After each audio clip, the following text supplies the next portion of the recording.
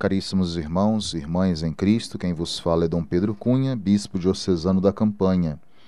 Hoje é domingo, dia 12 de maio, o quarto domingo da Páscoa. Este domingo é um domingo muito característico porque é considerado e é chamado como o Domingo do Bom Pastor. Eu aqui faço um resgate na minha memória histórica da importância deste dia dentro do cenário do tempo pascal e particularmente para a minha vida porque foi o dia que eu escolhi, pela beleza deste dia mesmo, dentro do tempo pascal, para eu ser ordenado diácono na cidade do Rio de Janeiro, há 30 anos atrás. Então nós temos uma imagem muito bonita hoje desse evangelho, é onde eu vou destacar aqui um fragmento do evangelho de João 10, 27 a 30, onde a frase assim muito importante de destaque seria: as minhas ovelhas ouvem a minha voz, eu as conheço e elas me seguem, eu lhes dou a vida eterna. Então esta imagem do pastor é uma imagem da entrega do próprio Cristo, é a imagem, portanto, da própria vida que nasce do mistério da morte. Jesus ofereceu a sua vida por amor a cada um de nós e nos resgata do poder da morte e do pecado com a sua própria vitória sobre a morte e o pecado. Portanto, não somente ele recobrando a vida, mas dando-nos também a vida. Um traço muito marcante nesse Santo Evangelho é o zelo do bom pastor pelas ovelhas. E quando nós falamos o zelo do bom pastor pelas ovelhas, significa o zelo do bom pastor pelas vidas das ovelhas. Por isso é uma imagem muito cara para a própria igreja, porque nós somos as ovelhas de Jesus, como igreja, como corpo místico de Cristo. O Senhor afirma que suas ovelhas, portanto, ouvem a sua voz. Por isso, o próprio salmo que nós lemos na liturgia de hoje, o Salmo 99, diz: somos o seu povo e as ovelhas de seu rebanho. Isso aqui expressa tudo aquilo que o pastor é para as ovelhas e expressa também aquilo que nós somos, enquanto que nós somos resgatados pelo próprio sangue do pastor derramado no alto da cruz. Então aí está que ninguém pode retirar as minhas ovelhas de mim. Nem o mundo, nem nosso pecado e nem o inimigo podem, portanto, nos arrebatar da mão do Pai. Então, nós queremos destacar que o texto de hoje diz algo também do pastor. Ou seja, ele conhece as ovelhas e também lhes dá a vida, não qualquer uma vida, mas a vida eterna. Isso, portanto, não é tudo. Ou seja, do conhecimento do pastor em relação às ovelhas e do reconhecimento da voz do pastor por parte delas, é que decorre a compreensão de que elas nunca se perderão, ou seja, nunca se extraviarão, e nem ninguém pode roubá-las, ou seja, tomá-las de seu pastor. Essa imagem muito cara para o povo de Israel no Antigo Testamento, como nós vamos ver um pouco mais adiante, né? Essa imagem do pastor que Jesus resgata exatamente para poder fazer com que o seu povo compreenda o seu mistério. Não somente o mistério da encarnação, da vida pública, mas, sobretudo, da sua paixão, morte e ressurreição. Isto é muito importante destacar. Portanto, há aí uma unidade, da qual fala o texto, que é a garantia de que as ovelhas permanecem com o pastor, que é o Filho de Deus encarnado por nós. E assim, portanto, permanecem na posse do Pai.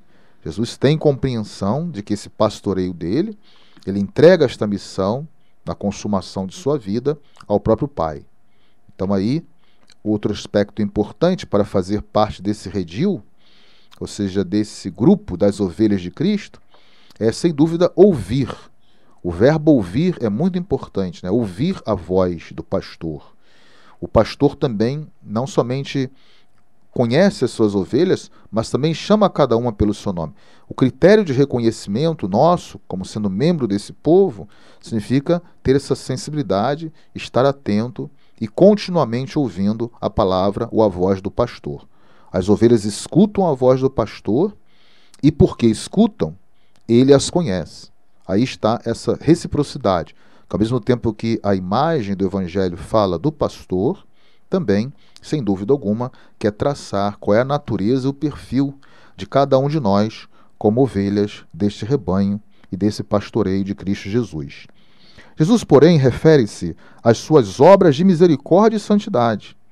A vida pública de Jesus foi um autêntico e verdadeiro pastoreio, uma entrega, onde ele anunciava o reino de Deus, e aqueles que se abriam para este mesmo reino participavam, sem dúvida alguma, desse seu redil, desse seu rebanho, porque ele vai exigindo a conversão dos corações como sendo uma condição para se viver essa santidade e participar também do seu rebanho.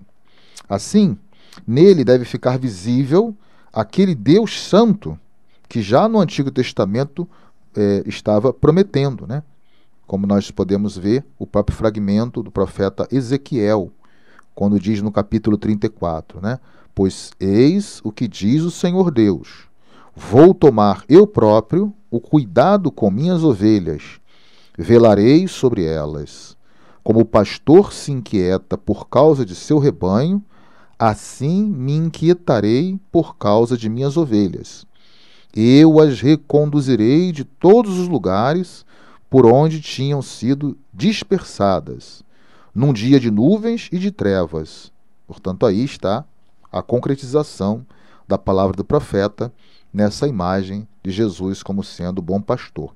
E é interessante que esse verbo eu sou, que era próprio no Antigo Testamento de Deus, Jesus toma para si, mostrando não somente que ele é o Filho do Pai enviado, mas como também ele está em sintonia, em comunhão perfeita com o Pai, nesta sua missão de criar e estabelecer a unidade deste rebanho disperso.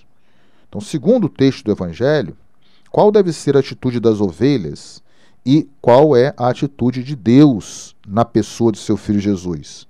Então, aí o fragmento importante, elas escutam a minha voz, e eu as conheço e elas me seguem. Eu dou-lhes a vida eterna. O que significa essa vida eterna? É o preço do derramamento, o derramamento do sangue de Jesus. E elas jamais se perderão, porque esse derramamento do sangue significa que agora ele vai congregar todos os filhos de Deus dispersos na própria oração sacerdotal de Jesus. Quando eu for elevado da terra, atrairei todas as coisas a mim. Então esse mistério é um mistério de unidade, de atração, de congregação. Portanto, é o mistério da paixão e morte e ressurreição de Cristo. E ninguém, portanto, as roubará de minha mão. E aí vem, portanto, a grande revelação. Isso é muito importante sublinhar nesse evangelho de hoje. Tudo Jesus o faz em nome do Pai e para o Pai. Está em unidade com o Pai. A obra que ele realiza é confirmada pelo Pai, em comunhão e sintonia com o Pai. Meu Pai deu-as a mim. Ele é maior do que todos, e ninguém as pode arrebatar da mão de meu Pai. Eu e o Pai somos um. Essa consciência da unidade, né? De Jesus em relação ao seu Pai, e a obra que ele acolhe do Pai, sendo enviado pelo Pai, e que vai direcionar, portanto, a cada um de nós. Ou seja, no amor do pastor crucificado, também estaremos nós, um dia, participando desse rebanho no reino celestial.